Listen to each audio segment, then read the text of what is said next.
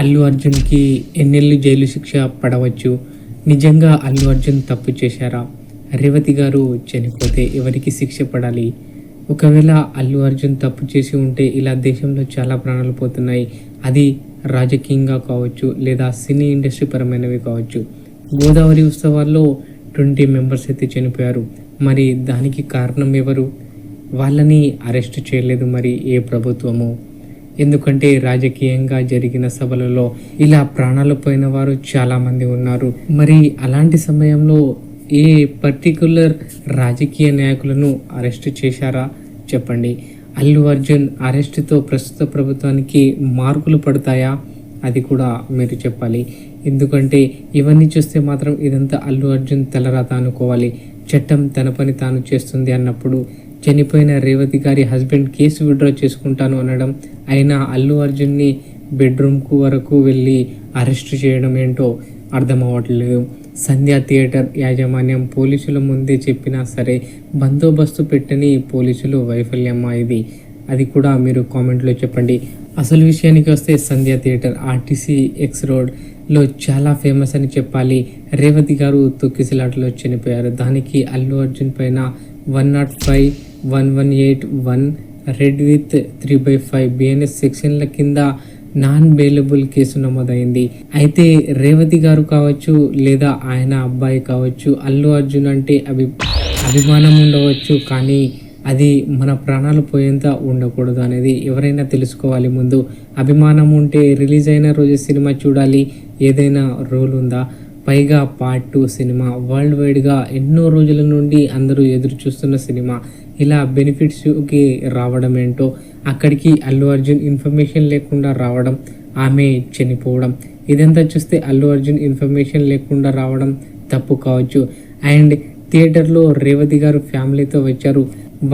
ఆయన కూడా ఆమెతో పాటు వచ్చారు. వాళ్ళిద్దరూ వాళ్ళ పిల్లల్ని తీసుకొని వచ్చారని తెలిసే ఉంటుంది అందరికీ. అసలు అక్కడ ఏం జరిగిందనేది వాళ్ళ ఆయనకు ఇదంతా తెలిసే ఉంటుంది. ఆయన కూడా స్టేట్మెంట్ ఇచ్చారు. అయినా ఇలా జరగడం సబబేనా? అసలు దీనంతటికీ కారణం ఎవరు? ముందుగా సంధ్య థియేటర్ యాజమాన్యం సరైన సెక్యూరిటీ రూల్స్ అండ్ రెగ్యులేషన్ పెట్టకపోవడం.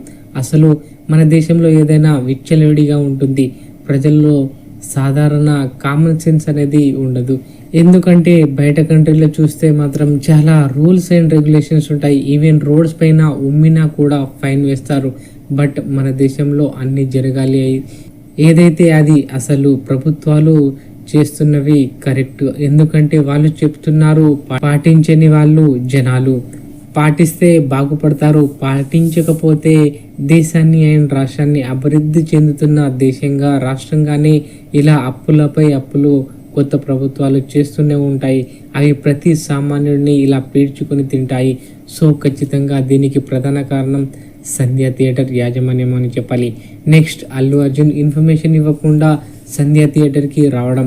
ఆయన వచ్చి ఉండవచ్చు, బట్ ఇలా ఆయనే చేశాడు, ఆయన వల్లే ప్రాణాలు పోయాయి అనడం సబబు కాదు. పూర్తిగా బాధ్యుడు ఆయనే అయితే కాదు.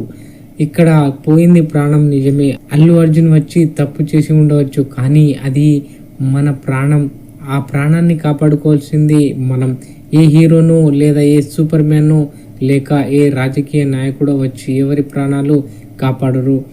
మన జాగ్రత్తలో మనం ఉండాలి. అది సాధ్యం కాకపోతే తిన్నామా, మన ఇంట్లో మనం పడుకున్నామా, కొన్ని రోజుల తర్వాత నచ్చిన హీరో సినిమా చూసామా అనేది అనేలా ఉండాలి.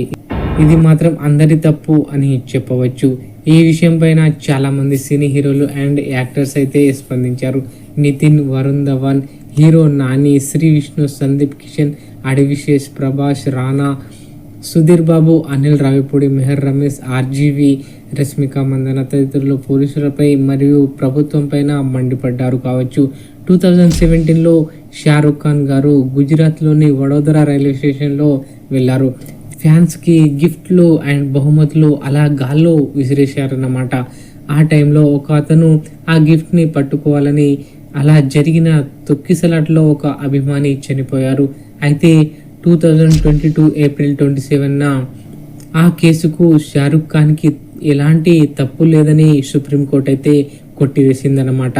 మరి ఇది కూడా అలాగే అనుకోవాలా? కామెంట్లో చెప్పండి. ఇదంతా విన్న బన్నీ ఫ్యాన్స్ మాత్రం చాలా ఫైర్ అవుతున్నారు. అసలు ఎలాంటి ప్రమేయం లేకుండా అల్లు అర్జున్ని ఎలా అరెస్ట్ చేస్తారు? యూపీలో ఓ పొలిటికల్ పార్టీ సత్సంగ్ ఉంటుంది అంటే ఓ పెద్ద సభ, అందులో తొక్కిసలాటలో 121 మెంబర్స్ అయితే చనిపోయారు. మరి అప్పుడు ప్రముఖ పార్టీ నేతను అరెస్ట్ చేయలేదు అని అల్లు అర్జున్ ఫ్యాన్స్ అయితే మండిపడుతున్నారన్నమాట. అసలు ఆమె చనిపోయి నియర్ బై 1 వీక్ అవుతుంది. దానికి అల్లు అర్జున్ క్షమాపణలు చెప్పారు. 25 lakhs అమౌంట్ కూడా ప్రకటించారు. ఆల్సో మూవీ టీం కూడా రేవతి గారికి కొంత అమౌంట్ అయితే ప్రకటించడం జరిగింది. అండ్ రేవతి గారి హస్బెండ్ కూడా చెప్పారు, అసలు కావాలంటే ఆ కేసు నేను విత్డ్రా చేసుకుంటాను అని ఆయన మీడియాతో చెప్పారు. ఈ ఘటనకి అల్లు అర్జున్కి ఎలాంటి సంబంధం లేదని చెప్పారు ఆయన. ఆ రోజు అల్లు అర్జున్తో పాటు చాలా మంది వచ్చారు అని ఆయనే స్వయంగా చెప్పారు. బట్ ఇలా లేట్గా అరెస్ట్ చేయడం ఏదో తేడాగా ఉంది. మరి మీరేమంటారు కామెంట్లు చెప్పండి. అండ్ ఇందులో అధికారంలో ఉన్న ప్రభుత్వం జోక్యం చెప్పాలి అంటే మరి ఇదే ప్రభుత్వం కదా అడ్డగోలు బెనిఫిట్ షోలు, ప్రీమియర్ షోలు వేయడానికి, టికెట్ల రేట్లు పెంచడానికి అనుమతినిచ్చింది. బన్నీ మీద ద్వేషం, ఈర్ష్య, ఇంకేదో పొలిటికల్ ఉద్దేశాలు ఉంటే ఆ వరాలు ఎందుకు ఇస్తుంది? లేక ఎన్ని రకాల విశ్లేషకులకు భిన్నమైన ఇంకేదైనా కారణం ఉందా బన్నీ అరెస్ట్ వెనుక? కమెంట్లో చెప్పండి. మెగా అండ్ అల్లు ఫ్యామిలీ గురించి ఏది పడితే అది సోషల్ మీడియాలో వాదించేవారు. అల్లు అర్జున్ పవన్ కళ్యాణ్ అది అన్నాడు, ఇది అన్నాడు అని. అల్లు అర్జున్ అరెస్ట్ అవ్వడం, వెంటనే చిరంజీవి జైలుకు రావడం, అసలు వాళ్ళు బాగానే ఉంటారు, మధ్యలో వచ్చే సామాన్యుడు అండ్ సోషల్ మీడియాలో వైరల్ చేసే వాళ్ళు ఉంటారు, వాళ్ళే విధవలు అని అర్థం చేసుకోవాలి. ఒకవేళ అల్లు అర్జున్కి శిక్ష పడితే మాత్రం తనకు ఈ సెక్షన్ల ప్రకారం చూస్తే 3 years to 10 years వరకు శిక్ష పడే అవకాశం అయితే ఉంది. బట్ అల్లు అర్జున్ కదా లక్షల్లో వాదించే లాయర్లు, ఎలాగైనా దొరికే బెయిల్ బయటకు వచ్చేస్తారు.